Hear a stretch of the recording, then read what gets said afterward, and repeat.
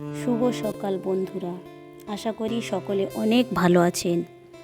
Mother kitchen and গ্রাম্য recipe ব্লগে আপনাদের স্বাগত জানাই।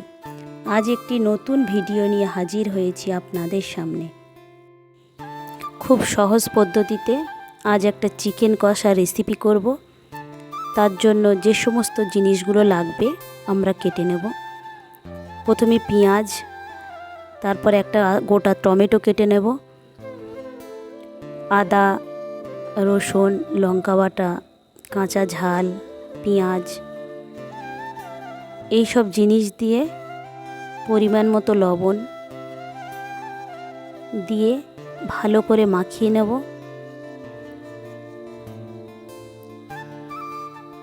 মাখিয়ে তাতে অল্প করে হলুদের গুঁড়ো, ভালো করে সব মশলাগুলো মাখিয়ে নিতে হবে।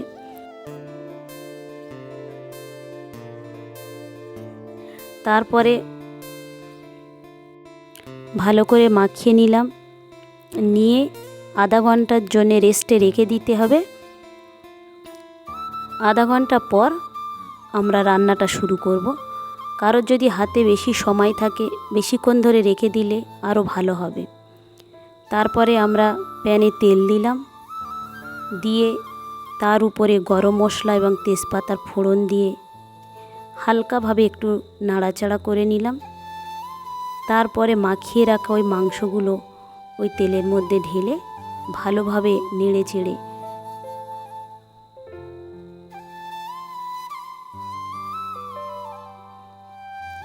ভালো করে নাড়াচাড়া করার পরে আধা চা চামচ জিরা গুঁড়ো, আধা চা চামচ ধনিয়া গুঁড়ো, পরিমাপ মতো লবণ দিয়ে আবার ভালো করে নাড়াচাড়া করলাম।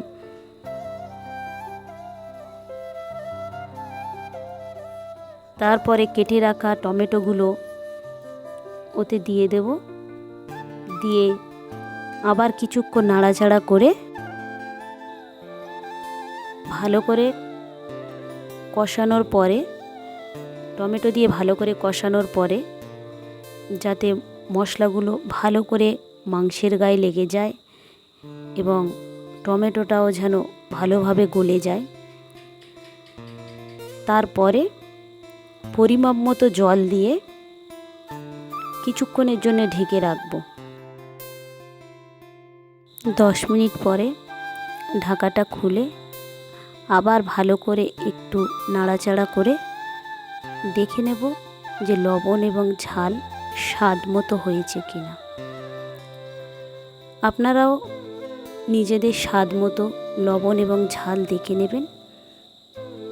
তারপরে আবার একটু নাড়াচাড়া করে ঢেকে দেব। আবার 5 মিনিট পরে ঢাকা খুলে ভালো করে নাড়াচাড়া করে যে জলটুকু ছিল বেশি সেটুকু ভালো করে শুকনো শুকনো করে নিতে হবে এবং যতক্ষণ পর্যন্ত না মাংসের গা থেকে তেল বের হয়ে আসে ততক্ষণ পর্যন্ত জলটা ভালো করে মাখতে হবে।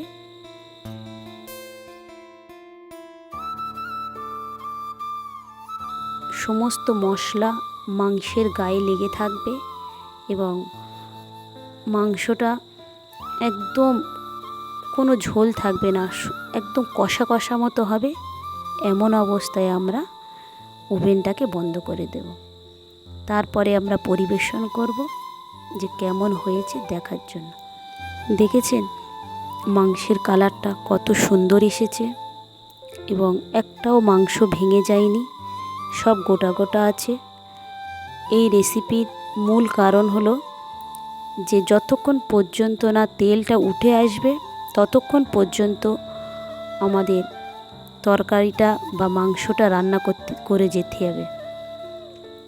দেখুন এখন আমরা এটাকে একটা পাত্রে তুলেছি, কত সুন্দর দেখাচ্ছে, সমস্ত মশলা তার গায়ে লেগে আছে, অনেক লোভনীয় হয়েছে।